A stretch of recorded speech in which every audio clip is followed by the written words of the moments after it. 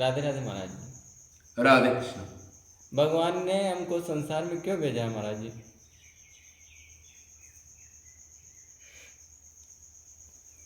भगवान ने हमारे को संसार में एक दिन नहीं भेजा, सदा से कब, जब कब भी ना था, कोई नहीं जानता। सदा से संसार में हम सदा से तीनों गुणों के अधीन हैं। भगवान कोई हमारे से कोई सीनियर चीज नहीं है कि उसी के अंश है। अगर वो है तो हम भी है, वो सदा से तो हम भी सदा से है। दो गुण तो हमारे भगवान के मिलते हैं ना। क्या क्या? वो सदा से है, हम सदा से है। वो भी चेतन है, हम भी चेतन है। अब बाकी कुछ नहीं मिलता हमारा, बाकी फटी चरा क्यों माया के अधीन है। तो भगवान ने सदा से जीव है ये, और सदा से भगवान के विमुख है। समझते हो? मतलब जो उसका संबंधी सदा है उसको छोड़ के सदा से ही अनित्य संबंध बना करके और तीनों गुणों की माया में कर्म करते रहते, पाप पुण्य, फिर उसके भोगने के लिए शरीर बदलते रहते। ठीक है? तो भगवान को दया आई तो महाप्रलय के बाद फिर भगवान ने कर्मों के अनुसार प्रकट किया। बनाया नहीं, सोचा, प्रकट कर दिए अनंत ब्रह्मांड। और फिर एक आस लगाई, अरे ये मनुष्य शरीर सबसे हेड है 84 लाख में, तो कंसेशन दे करके अनलिमिटेड संचित कर्म पड़े थे तो भी भगवान ने दया करके मनुष्य शरीर जिसको दे दिया, ये समझ के रोना चाहिए आदमी। नहीं तो सारे कर्मों को भुगताने लग जाए वो, तो अनलिमिटेड चीज कभी खत्म होगी? बीच में तरस खा करके देखो कितने दयालु हैं वो, और हम कितने गद्दार हैं। कैसे? बार बार मनुष्य शरीर मिला और उससे जिसने सारा सामान दिया उसको नकार दिया और दुख भोगने के लिए संबंध बनाते रहे। तो भगवान ने ये दया करी है, इसलिए भेजा है मनुष्य शरीर।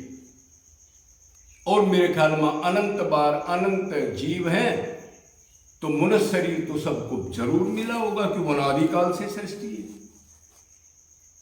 तो ये दया करके इसलिए भेजा, कभी ये तेरे को ऐसा देव दुर्लभ नर्तन दे दिया जिसमें मन बुद्धि विवेक वगैरह सारी चीजें।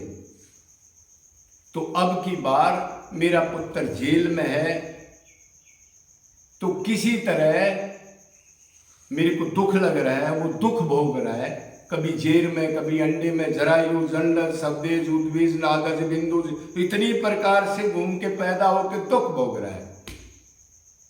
तो दया करके हमारे को दे दिया, इसलिए भेजा है सिर्फ भक्ति करने के लिए। कि और कर्म तो हमने अनंत कर लिए, इंद्र भी बन लिए, कुबेर भी बन लिए, वरुण भी बन लिए, सूर्य चंद्र भी बन लिए, लेकिन दुख नहीं गया।